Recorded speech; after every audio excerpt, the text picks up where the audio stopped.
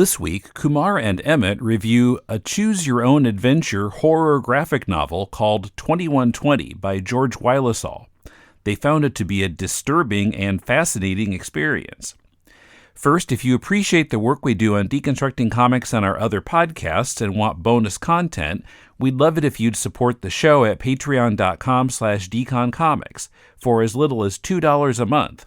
Our monthly issue-by-issue look at 1960s Amazing Spider-Man comics is available to patrons chipping in at least $4 a month. Check out our goals and rewards and pledge your support now at patreon.com/deconcomics. This is Kumar. And this is Emmet. And this is Deconstructing Comics.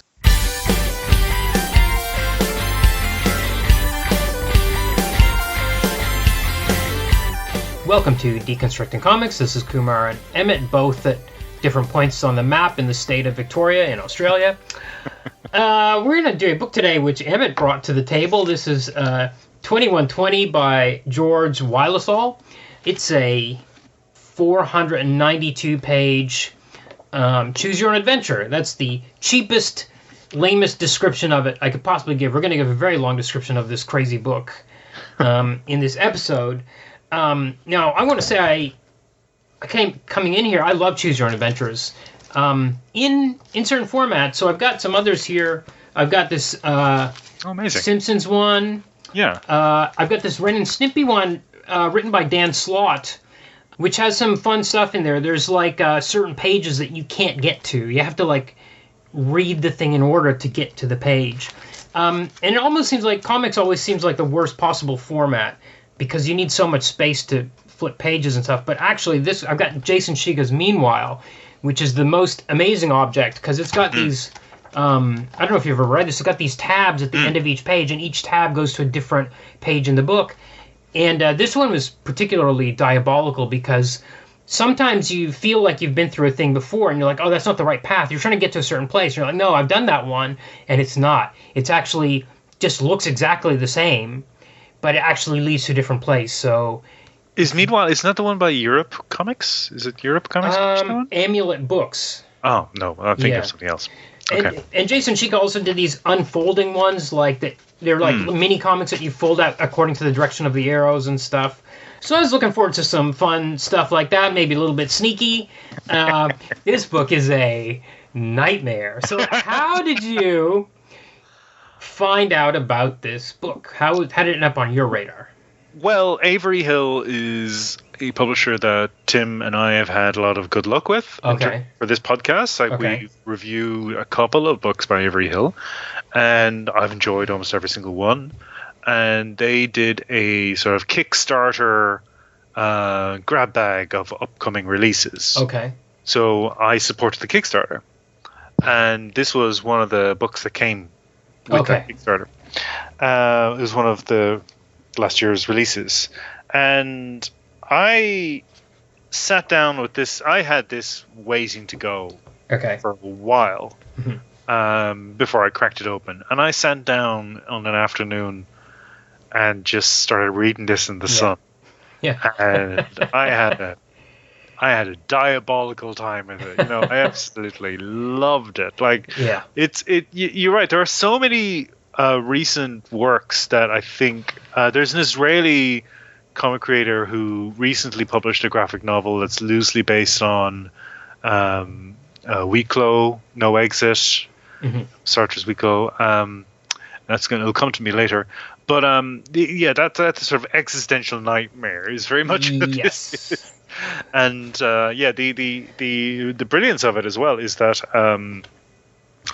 the style of art that Wylesol practices is very rendered, very geometric, and I found out that he actually he draws vector illustrations. Right, I was going to say that. I thought he did it on a computer.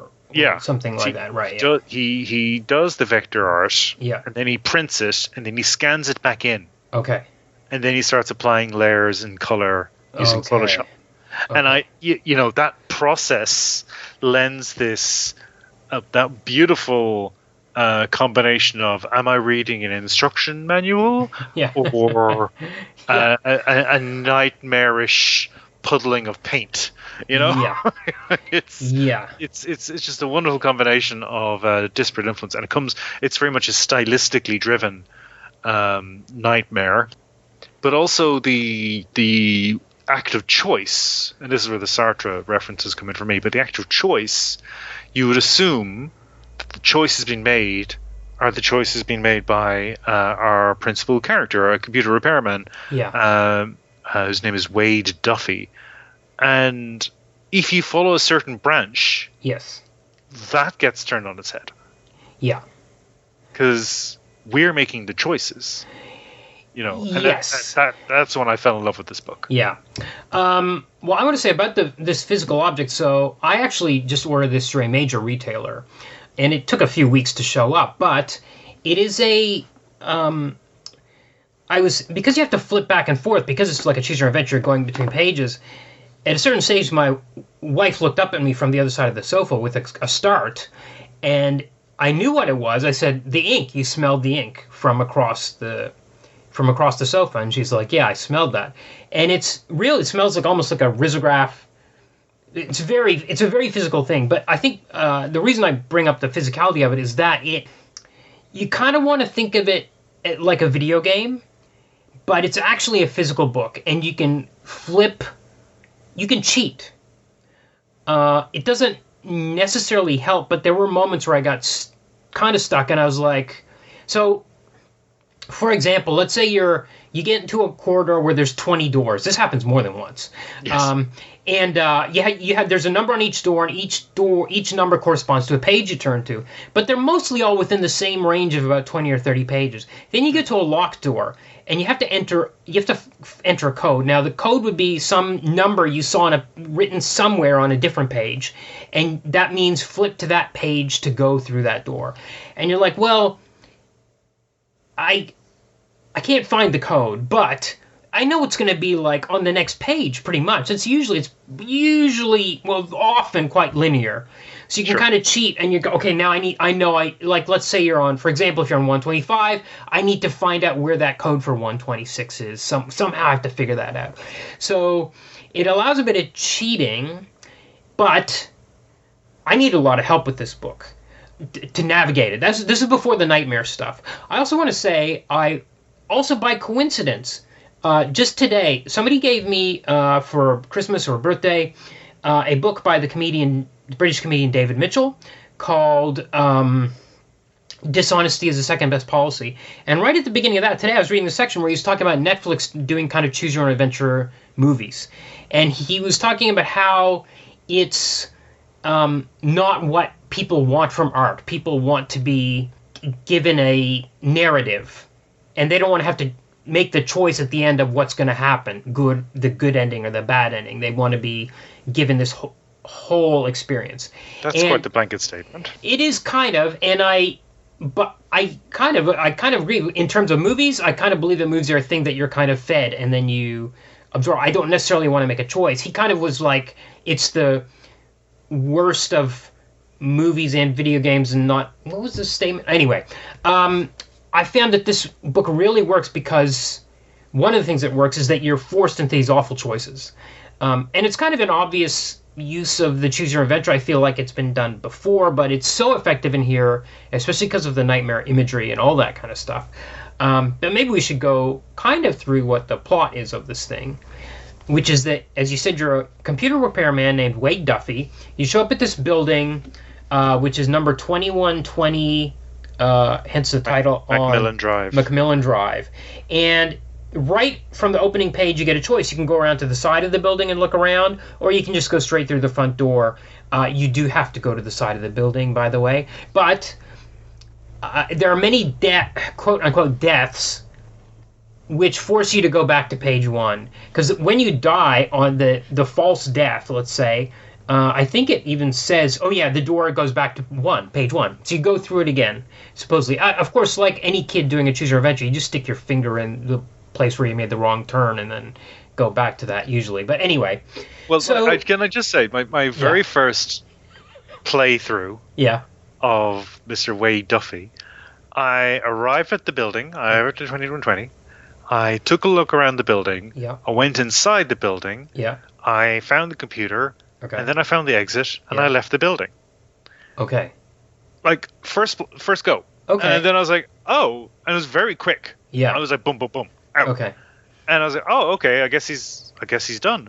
And then I was like, well, this is a very large book. I need to start making different choices. And then I started like wading more and more into the nightmare, but like deliberately seeking it out almost, because I could see that I could, even when flicking through, you're seeing glimpses of some of this sort of surrealist horror that's waiting inside this book.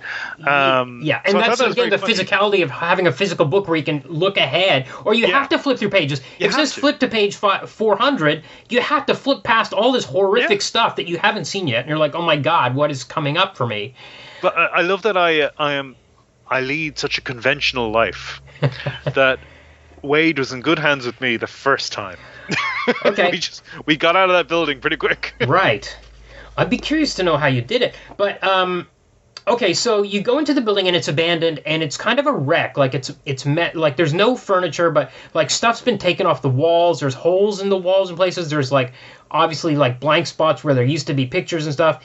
And you're looking, but the door closes behind you, so you're locked in.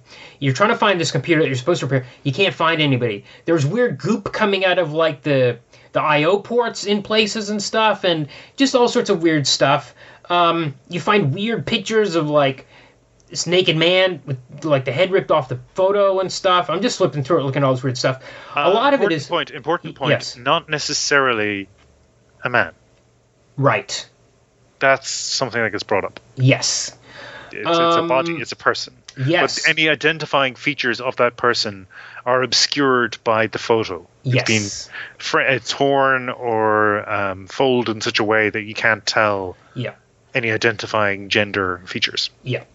So you get more and more frustrated. You're trying, or Wade is getting frustrated, depending what you were like as a reader.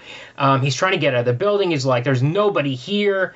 He comes into hallways, as I mentioned before, with like 50 different doors. Now, as a reader, eventually you come up to a door and it says enter the code, and there's 3 numbers, and you're like, what is that? What does that mean? And then you realize that one of the numbers you saw previously is somehow that's the 3 numbers. It's a page number. So you turn to that page number. But some cracks start to appear in the sense that sometimes it says go to room 434, for example. But the rooms aren't numbered. Those are the page number directions. So it's like, oh, okay, so there's moments where it kind of like, it's a book. Like, or we know it's a book, or we're told that it's a book by the book itself. Eventually you meet some people. They're very weird. They've got weird faces. He draws them, I guess it's because of the vector art. He draws them very grotesquely. They don't look like real people. They look like some sort of monstrosities. And it gets worse and worse as you get further into the book. So I got stuck with one of the codes pretty early on. I can't remember where it was. And I texted you. I said, how do you get past this? And then I emailed George Wylesol. I never got a reply.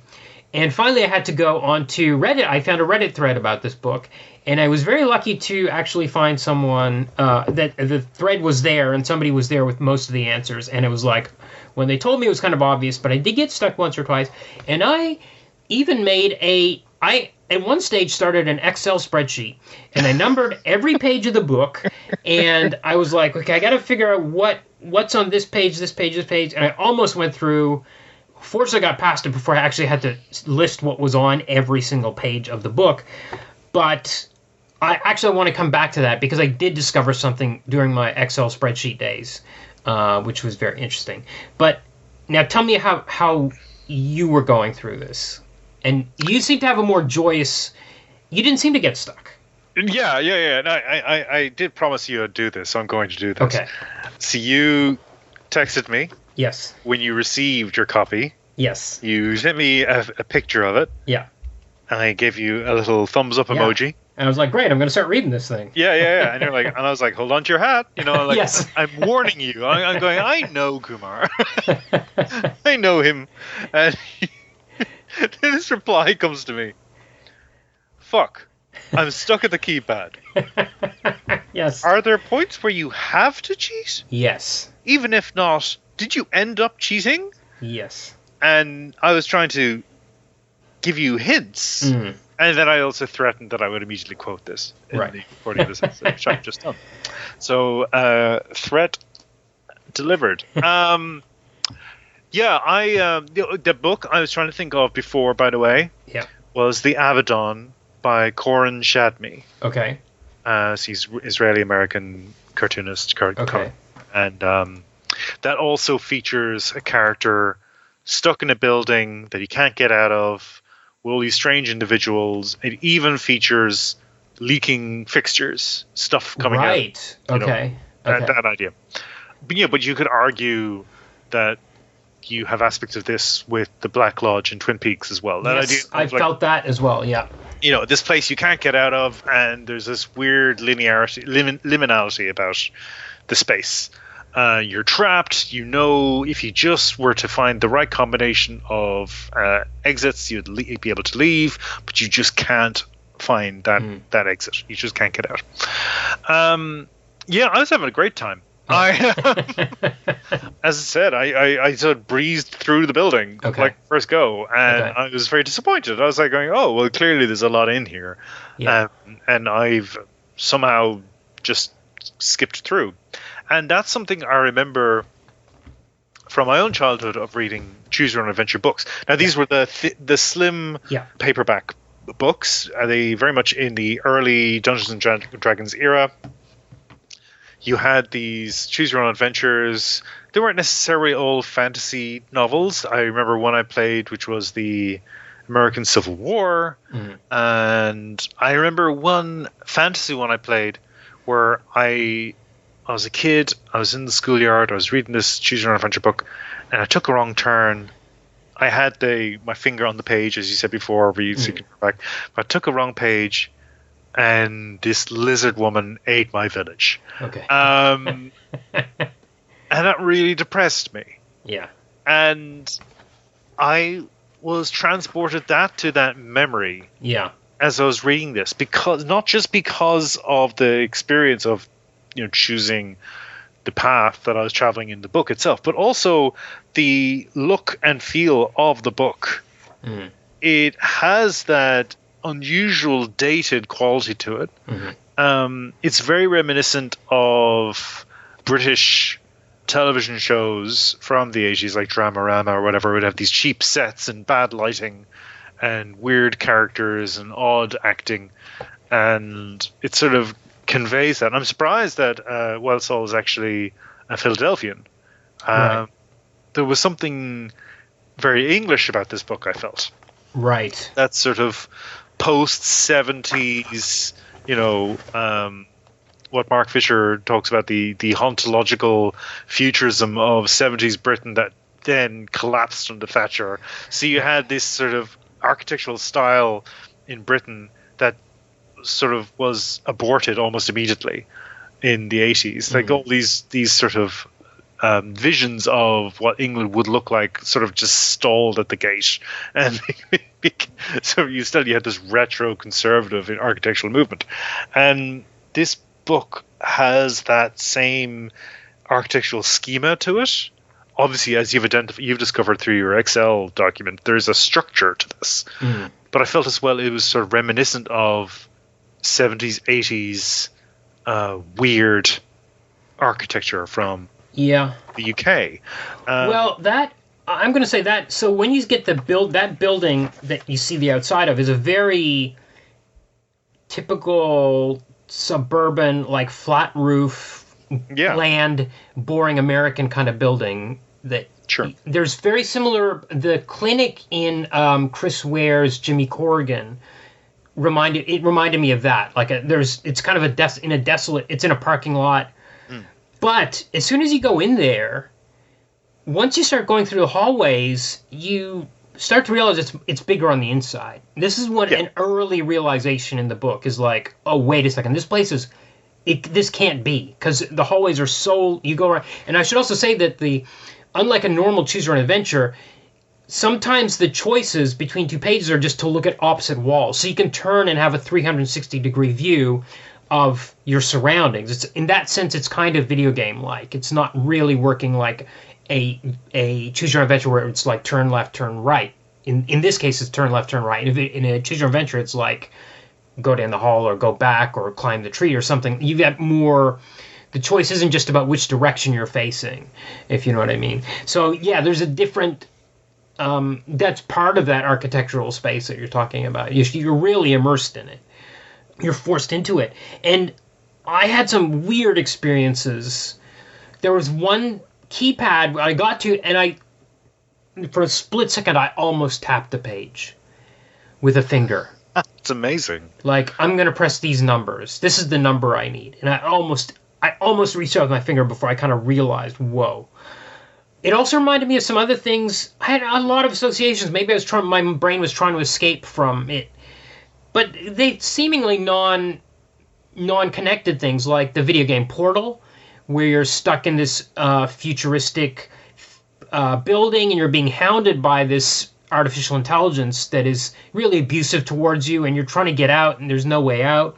The recent TV show Severance, which I haven't watched all of, but that's like, yeah, these people are stuck in a building, an office building with very bland, plain walls all day, every day, because they have no memories of their lives when they leave the office. They come back, suddenly they feel refreshed 8 hours later, but they're stuck for their entire lives in this situation.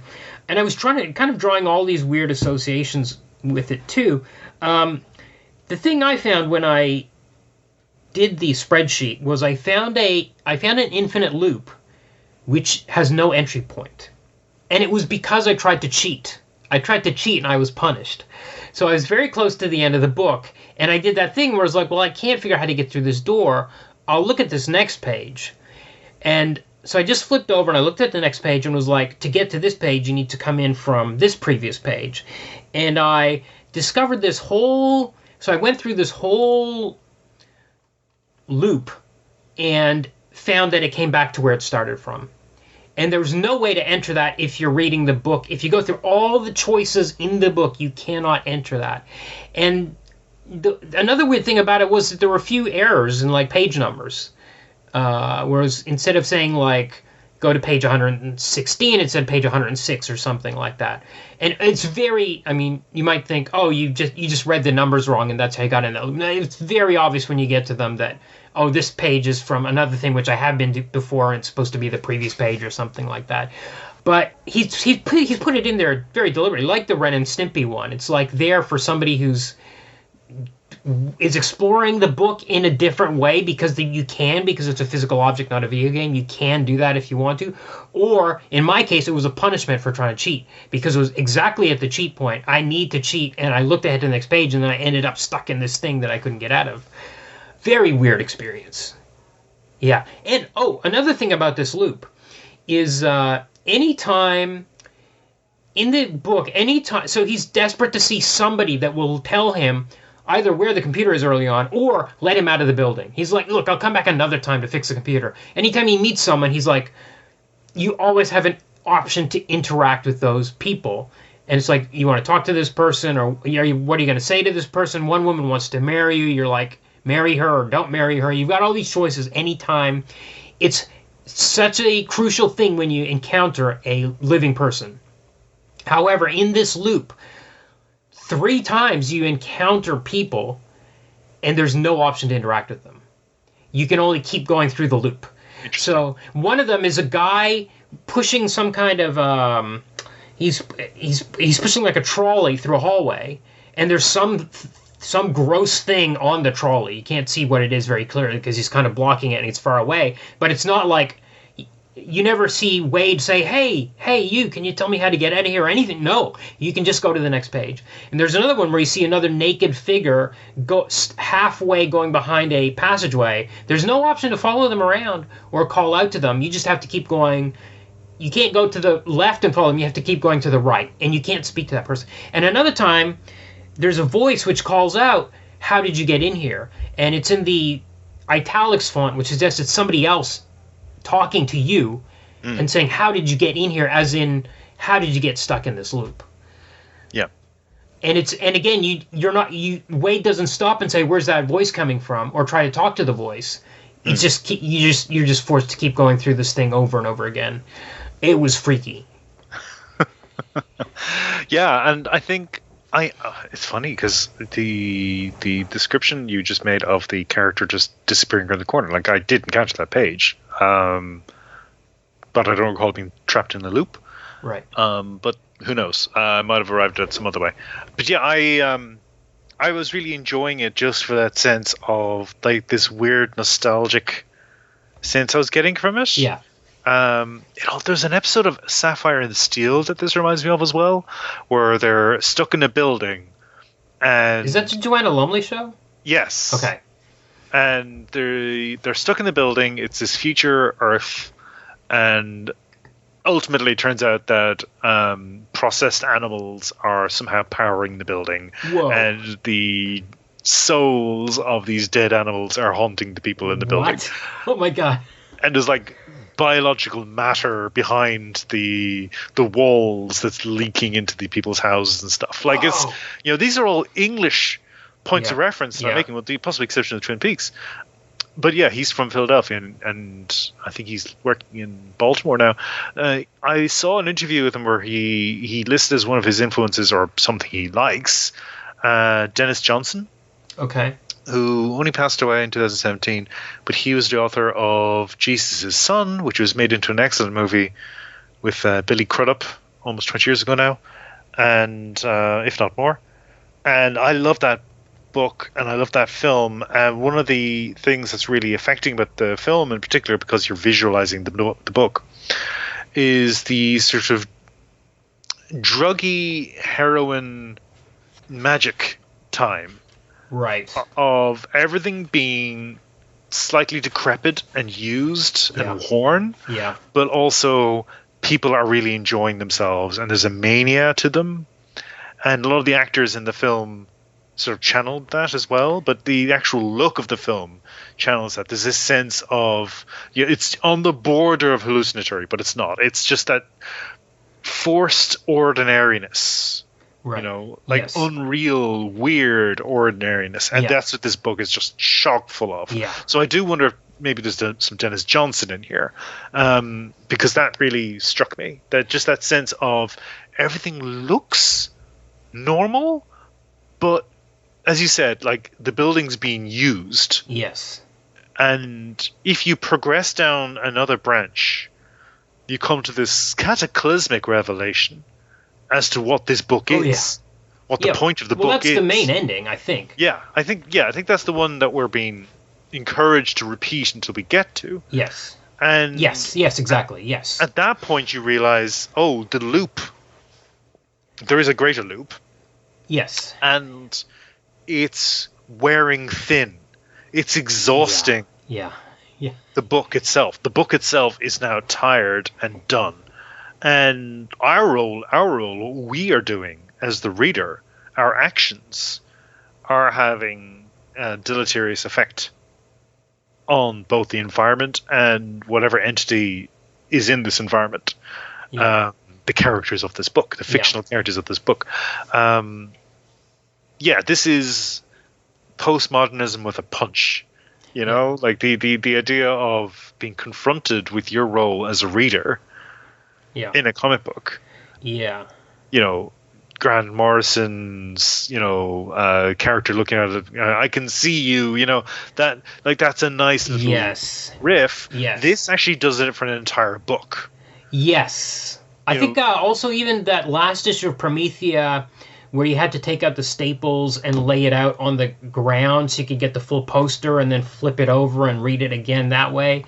That was the last kind of really physical experience I remember, having, because this is so big. It's not like those 20 pages. It's not like, even Meanwhile is maybe 50 or 100 pages or something like that.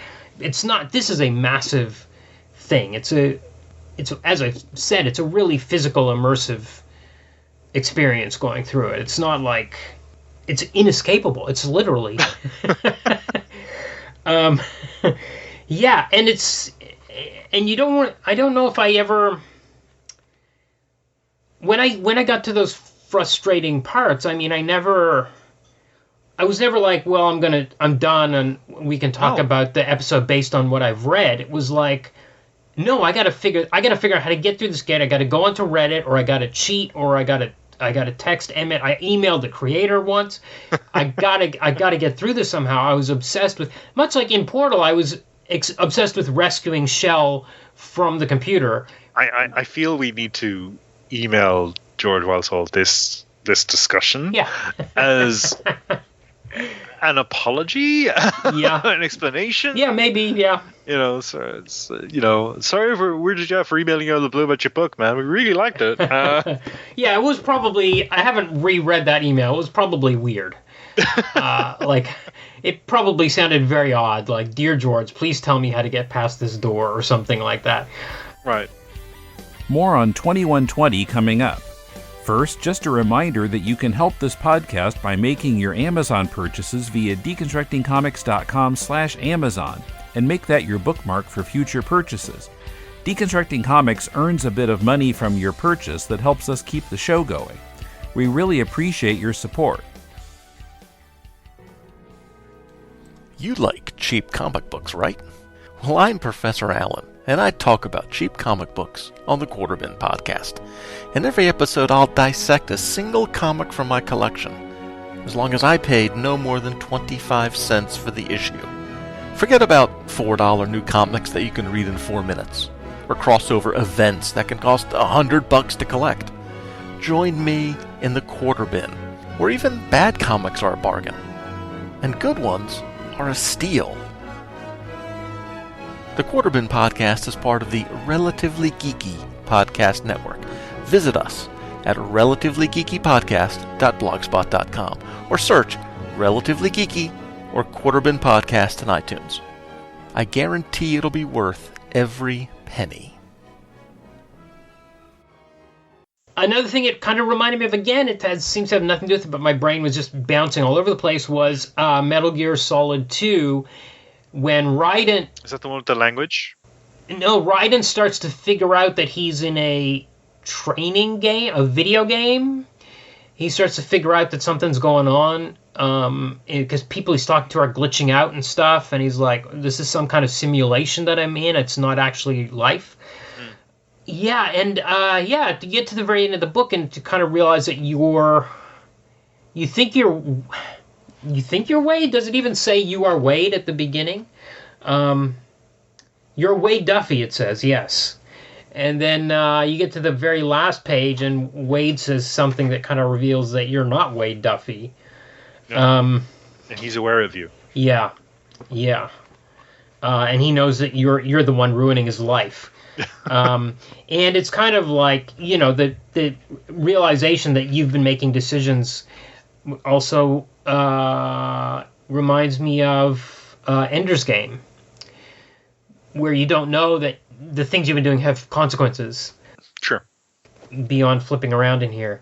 What a weird experience. Also, another thing was, so another way my brain got sucked into it was, once I realized that you needed to copy these 3-digit codes all the time because they corresponded to page numbers, anytime I saw one, I would write it down. So I had my phone or a piece of paper or something, I'd write down those numbers. And the problem is that not all of them are codes. And I started looking obsessively, like there was one stage where you find an invoice for some computer equipment, and I started writing down all the prices of all the gear and how many they bought, and I started writing all this down because this is going to be a code to open a door, which is another weird thing about it. Like, why would, let's say you find I don't know, you find a piece of you find a vending machine number that's like 504, or it's like 210, let's say, an item on a vending machine. Later on, you'll find a lock, and you have to unlock that with the number 210. Why would it's like the TV show Lost. Why would the vending machine number have anything to do with the combination lock on the door? There's no connection. But that's when I just kind of maybe a third of the way through is when this stuff really starts to sink in. It's like, whoa, this is not the normal world. Obviously it's not the normal world. It's really not the normal. There's some weird causality here which doesn't make any sense. It's dream logic through and through. that was really freaking me out, because then I started like, well, since the codes have nothing to do, it's not like you're looking for the box that the combination lock came out of. You're looking for any 3-digit number anywhere, could be that thing. And there are a lot of red herrings. There are a lot of codes, like none of the things on that invoice matched any lock. That was just there for fun, for Wylesol's fun. Yep. Yep. It's data. Yes. It's random bits of data. Yes, exactly. And you're crunching the data. Yeah. And I love that you actually took the time to do that. Oh my God, did I do it? Yes. I believe I've been through every page of the book. I'm pretty sure I went down every path, including the loops that you can't get into. Mm. And even the mistakes, which you would normally think, like directions to the wrong page number, which normally would be unforgivable in a book of this kind, are forgivable. In the context of this whole system breaking down and everything being cruddy. Yeah, it's an error. Yeah, so... Boy, I don't know. How else do we want to tackle this? What other angle do we want? Well, the other theme that sort of emerges is this idea of, I've just written a very brief note for myself here, but different forms of love. Oh my God, yeah. Because at the end... Which is a huge aspect of this. Yes, that's true. Because at the end, the guy says to you, you made those choices, you chose to love. That was a shocking bit of dialogue right at the end of the book. Very twisted idea that somehow trying to escape this building were choices made out of love. But in a way, that is the structure of the book. Yeah. Yeah. And sort of there's these parodies of romantic love. Yes. Of filial love. Yes. Would you be willing to become a parent to this creature? Would you be willing to be a lover to this woman who's been waiting for you? And clearly, the encounter you have with her is an encounter that's happened before. And there are these aspects to it where, if we're following this neat thread about data and simulated data, the idea then becomes, is love the thing that makes life meaningful? Is that what life is about? Encountering kinds of love. And in 2120, then we start encountering almost like these game tokens representing you've discovered this many forms of love. Yes. Yes. You got to catch them all. And you're literally counting flowers at one stage, and I counted them wrong, and it was like, you can't get to the right page if you counted them wrong. These weird little drawings of these black spots. Yeah, all that kind of weirdness. And that's the key. The key to the final puzzle is how many flowers you've collected from these friends, children, the wife, the widow. Yes. And I love as well the aspect is when you interact with these characters, there's this sort of world weariness as well. So it's like, you again. Yes. Yes. Which the first time through is, that's odd. The second or third time through, it's like, I guess. Yeah. Hello again. Yeah. And some of these choices, like there's one where you see some kind of monster behind glass, and it seems like it's in a zoo of some... It's not a zoo, it's just a single thing behind one-way glass, I think. And you have a choice to go in there with the creature. And when you go in there, the whole, the image distorts completely. This happens a few times in a few different encounters. You get this total distortion. You get an exit out, but the exit goes to page 1. So you have to loop. If you've chosen to live with this friend or this being or whatever it is, that was the wrong choice. You have to go through the whole story again. We should mention too that the cover is actually labeled page 0 and the back page is labeled -1. So there's only one way to get to -1. There's one correct ending, and it's not page 492, which takes you back to that when you end up at a lot. If you choose to run away from the marriage, I think, or some various other things. There is another loop in there, by the way. There's a room where you go into where it just seems like an infinite plane. It seems like a desert. And if you go deep in there to explore, you end up in this loop where you can't get out of it. So you've got to try to remember what page you started on or whatever to go back to it. But that one's a legitimate one. That's Dale Cooper being chased by his doppelganger in the Black Lodge. Yes. You know, where he can't get out of it. He'll keep pursuing him until it catches him. I was just at a certain this book has a mania to it that I just plugged into. Yes. Yes. And I was giggling. Yeah. I was giggling. Yeah. I was talking to somebody the other day about we were talking about the film Magnolia, P.T. Anderson's Magnolia, and I was saying that I saw it in the cinema, and the scene when John C. Reilly, who's playing a cop, comes to this woman's apartment, and she's just done cocaine, so she's tweaking, and he thinks she's nervous around him, and he's trying to be sweet, and she just wants him to leave because she doesn't want to get arrested, and she's like fussing around him and trying to do things, and I started laughing hysterically because the mania of the sheer crazed energy of it was leaping off the screen at me. And this book did the same thing for me. There are moments where I was just like, this is brilliant. I'm just like loving this. Yeah, I can't wait to lend it to people. Yes, it's absolutely can't wait to lend to people and wait for them to text me and say, how do I get past this thing or whatever.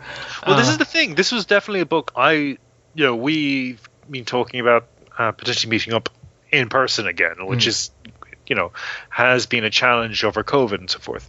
And now it's just a case of I live so far away. It's like, well, when do I actually get to see Kumar again? But this was a book I had earmarked to give to you. And then you went and bought it. I was like, oh, fair enough.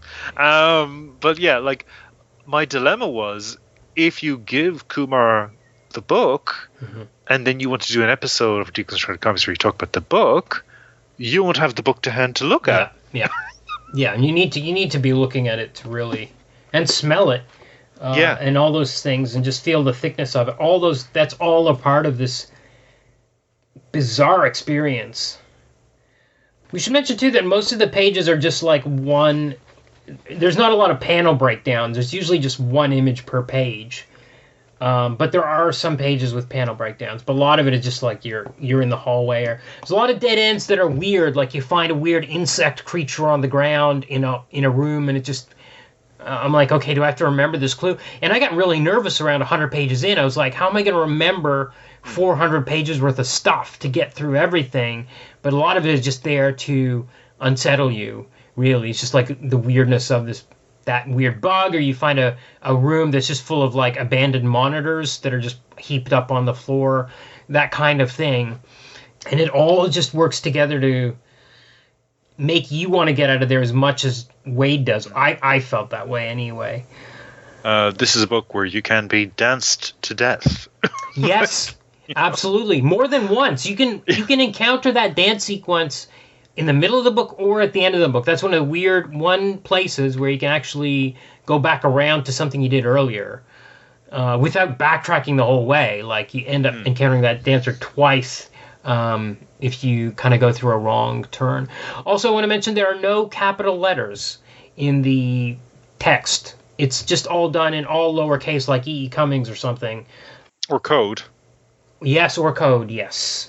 It's probably a better example. And whenever anyone else speaks, it's in italics. And when you speak, it's got quotation marks. And when anyone speaks, it's got quotation marks. But even that little tidbit was freakish. When after looking at, in some cases, a lot of text, and just I started looking at every nook and cranny of everything, and writing all this stuff down, and starting getting nervous about it, and all that kind of stuff. And despite all of it, I absolutely loved it. I loved feeling unsettled like that. I loved that this book was able to really put me on emotional edge, which I wasn't. You said let's get this book. I don't remember what you said about it. I felt like you said, I think you were maybe a little freaked out by it too, and you were like, I want to talk about this with somebody, and you said, and then I ordered it. I can't remember what the exact chain was, but like I I don't want to get folks the wrong idea, because I think the impression we've left them with is that you were clinging to some sense of order, and you were writing everything down, so you knew you're like Hansel and Greteling through this book, leaving breadcrumbs behind you, so you knew where you were going. And I just like dove in, and I was like, yeah, let's go! Woo! I was immensely disturbed by this book. Yeah. At a number of different points. I came away... The babies. Every time you encounter a baby, the baby is a freakish thing. And Wade says, this is the ugliest baby. What is this? This is even a baby. It's like, it's so grotesque. Yeah. I felt somewhat soiled by this book at times, Yeah. But there is something incredibly engaging by that. Oh, yeah. That's the excitement. I mean, even when I didn't know what it was. You said, let's do this book. I ordered the book. A few weeks later, it shows up. I opened up the first page, and it says, this is a choose your own adventure, basically. It says, you got to follow the numbers. I was excited immediately. I was like, oh, great, fun. And then you get to the outside of the building, and you have a choice to look around. I said, I better look around first. Then I find a piece of paper with something on it, a cryptic message, a bunch of numbers. I'm like, okay, maybe I'll just remember what page this was. It was like page 15 or something. And then I go into the building. By the way, that code, that page 16 code, doesn't come back till the very end of the book, like the last 50 pages. Yeah, and also if you go outside, you encounter a weird sludge-like substance. Yes. And that reappears at the end of the book as well. Yes. And that is an early unnerving encounter. Yes. Again, that sort of Sapphire and Steel episode with the biological matter and the walls leaking out. That's kind of what it reminded me of, but also just that sense of something's gone rotten in this building. Yeah. Yeah. And then when you go inside and you've just got these stained walls and signs of wear and tear, like it always very unnerving. Yeah, but it is still. From when that said Choose Your Adventure, and I've shown you all my Choose Your Adventure comics, I was excited. I was like, great, this is fun. I didn't know this was what this was going to be. And even when I got into it, 50 pages in, and I got that first clue, I was like, oh, I'm going to have to keep track of this. Even when I got 50 pages, I was still okay. When I got to that first door that I couldn't solve, then I started to get nervous. Then I was like, okay, I had to start writing stuff down. And I was like, when is that thing I found outside going to come back? And I was like, how much am I going to have to remember 400 pages of stuff? That's when but I was stuck in it. And I was enjoying the nightmare of it. I was enjoying that it was able to have that effect on me in all those ways. The fun of it. And there is definitely a sense of relief and achievement when you actually figure out one of these codes to get through a door. You're like, aha, I know how to do that one. And then there's also the frustration of having to go onto Reddit to find a solution to something. But it was all those things. What a wild ride, beginning to end, I would say. Well, I'm glad you enjoyed it, ultimately. Yeah. Even though I was worried that I had broken you when I got the text message.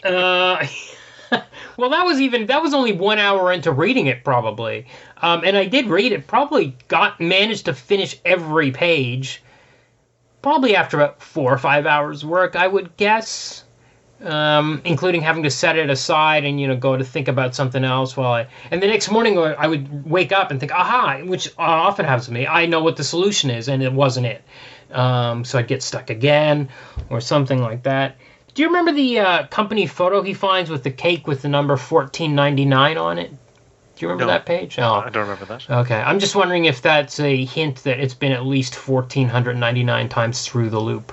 I don't know why I don't know why they would be celebrating that particular number, but I guess it's possible. hopefully without spoiling anything for people listening, although we tend to just lay these books out when we talk about them. Yeah. I can see a event like that being celebrated as a birthday, as some attempt at human celebration traditions. Right. I can see that maybe as a sort of like the logic of the process that we're sort of encountering. Right. You remind me of it there. Sorry, but that documentary that came out a few years ago, Room 237, all about people obsessed with The Shining. Yes. The guy who, because for those who aren't familiar with this documentary, it's a series of interviews with different individuals who are all convinced they know what The Shining is truly about. Like the real meaning of The Shining. Yeah. And it goes from everything from the Kubrick faked the moon landings theory to this is Kubrick's commentary on the genocide of indigenous American peoples. And there's all sorts of ins and outs and theories. There was the one guy who was tracking the character's movement through the Overlook. And he realized that the interior layout made no sense with the exterior layout. Yeah. And then he realized that was a deliberate choice. Yeah. Like that it wasn't a mistake. It was actually, no, the inside is different from the outside. Yeah. There is something wrong fundamentally with the building. Yeah. And I had a similar moment with this where, when you realize, there's no way this hallway could be this. I've walked around the building. Yeah, exactly. Yeah, it reminded me of that too. It's all those things, and I feel like the conclusion we're reaching is that you have to bring in all those rando things that have nothing to do with this book in order to try to understand this book or enjoy or comprehend it on some level. It's it's all about its associations as well as itself. Because I guess, in my case, you're stuck in it. Wade's stuck in it. You as a reader are stuck in it.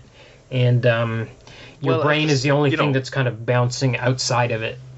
You are grasping for meaning, so you draw on your own frame of reference to articulate that meaning. Yeah.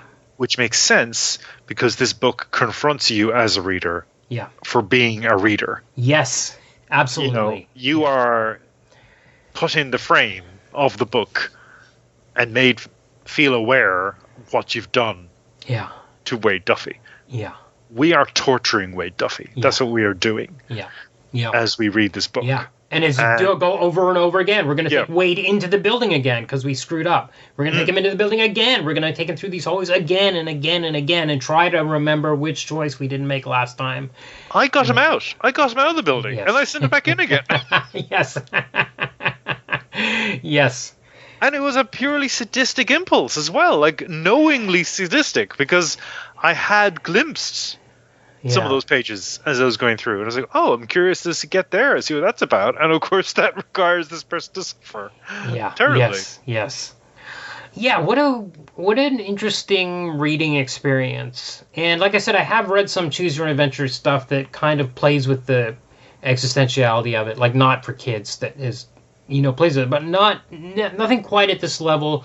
And with the visuals, it really works on a different level than pure prose. So, highest recommendation. Any last things you want to say about it? I think I've gone through most of my notes here. I would recommend for folks who maybe want a taster, there is an interview with George Wylesol on, it's the Migratory Illustrator interview. Okay. I might flick the link on to Tim, so it's there for people to check out.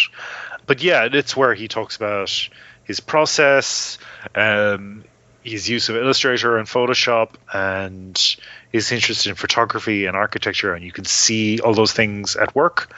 If you read the book, you can see where he's coming from there. But it's just a useful taster as to what his work is like. And just briefly looking over, his website is wylesol.com, so you can check out some of his work. He did a very funny series of illustrations for an article about crypto. Okay. And he chose to depict different aspects of crypto culture as cult-like tarot card figures, but like oppressively evil, like evil monks in the different personas of the tarot, and they represent all the different aspects of like the would-be cult leader of the crypto movement, or the slavish followers, the people who are foolishly just grasping for they've just been brought in now, they're being fleeced by the whales. And so he did this piece, and it just gives you a sense of his style. Like it's deceptively simple. Yes. And that's a product as well of him using Illustrator, because he's just doing these vector drawings. But it's deceptively simple because the detail actually emerges through your response to the basic art. Like you have this. I was very disturbed by some of those pieces because it looked almost normal, but it was just that little bit wrong, and that really wrecked me. I'm not even talking about the baby. I haven't even got to the baby. I'm talking about the stuff coming out of the power fixtures. Like that, even that alone was like, that's freaking me out, So yes, I apologize if I inflicted this trauma on you. No, I'm shared as one enjoyed, I think. Maybe. No, it was a great experience. Really great experience. Yeah, you can't really get it any other way. It was wild.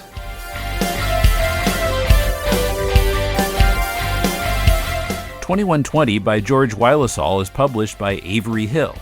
Check the show notes for the Migratory's short video interview of Wylesol that Emmet mentioned. If you've enjoyed this review or other Deconstructing Comics episodes, tell your friends. Share your favorite episodes on your social media. You can follow us on Twitter, Facebook, or YouTube by clicking our new social media buttons at deconstructingcomics.com. Our theme is by J.B. Anderton. If you're looking for some constructive feedback on your comic, send it to us and we'll critique it on our spin-off podcast, Critiquing Comics. Send it to mail@deconstructingcomics.com. We'll read it and record our critique. Next week, Emmet and I take a look at Phase 4 of the Marvel Cinematic Universe. There's been a lot of complaining about it online, and some of it's warranted, but we found things we liked about it as well. Was it really worse than the other 3 phases? And if so, why? We'll try to put our own spin on a topic that's admittedly been spun plenty already. That's next week. Till then, this is Tim, and thanks for listening to Deconstructing Comics.